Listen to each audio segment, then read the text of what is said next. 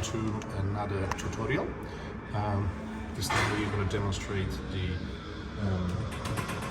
shoulder press using a machine this time, because I find that especially for beginners, using machines can be a good instrument to develop muscle memory and correct positioning a lot quicker and a lot better. So the shoulder press machine is an exercise that involves our chest, our deltoids and our triceps. It is mainly to target our deltoids, as the lateral abduction would suggest, as the deltoids would be the agonist of that movement. But also we have elbow extension, so we are involving our triceps and biceps during flexion. So there's a lot of synergy in the movements, but it is primarily an isolation movement that targets our shoulders and our upper chest. Now it is very important, as usual, to have proper alignment and proper breathing, and to perform the exercise slowly and in control. Now, I haven't been training with the gym for a bit because I had a little injury, so what I'm going to do is I'm going to start with a low weight. So I'm about 97 kilos, so my 1 RPM will be about 97 kilos. So I'm going to go ahead and do 23 kilos first set, and I'm going to give you a little demonstration.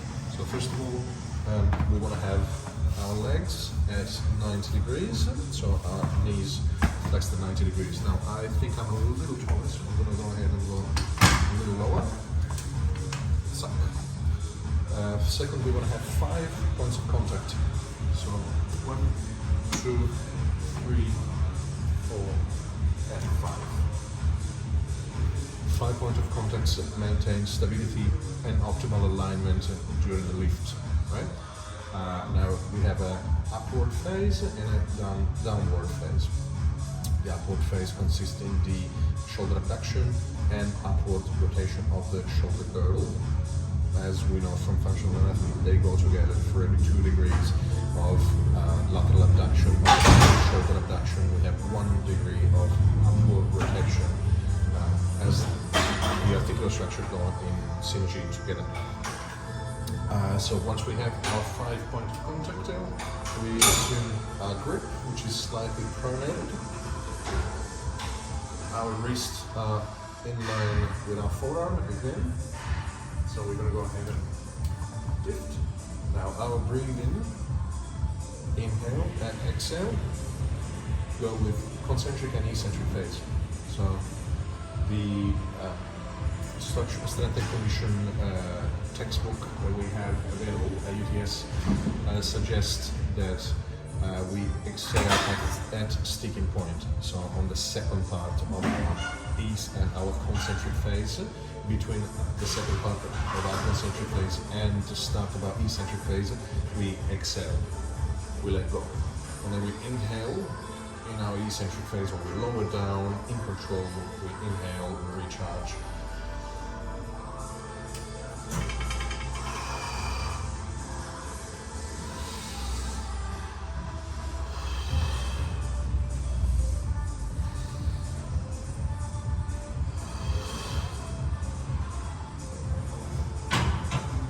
I noticed I had a little bit of strain in between my shoulder blades, and that's because it wasn't properly planted. Now I feel like I could go down a little bit lower.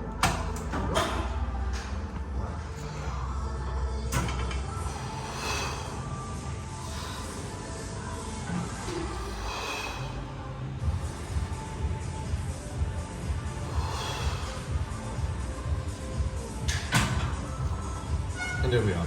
Even a few repetitions, I already feel a good strain in my front lateral and posterior deltoids. I can feel my triceps activating, and I can feel a little bit of activation in my upper chest. So there is targeting on our pectoralis major, as well as deltoids and triceps. I really like this exercise because it can be used as a sort of transition between free weights and proper barbell shoulder press. So I really like this. It's a safe and good exercise to start. So again, to recap, we have 5 points of contact, so feet, buttocks, back, head and hands. Our grip is slightly pronated and we are basically lifting with our forearms sort of shoulder width apart, just a little bit wider than our shoulders, pronated grip. And as we lift, so in our concentric phase, we want to avoid jerking, so we want to maintain stability. That's why we move slowly and in control, because the more control, the better muscle memory we develop, the better lift, the better everything. And we want to operate all this safely. So with 5 points of contact, the lifting in line, and then when we lower down in our eccentric phase, we want to keep our elbows in line, sort of close to our body, but not too tucked in. So when we lift up, we want to lift to full extension, but not having our elbows completely locked out, because that's not quite safe. We want to always stay a little tiny bit flexed.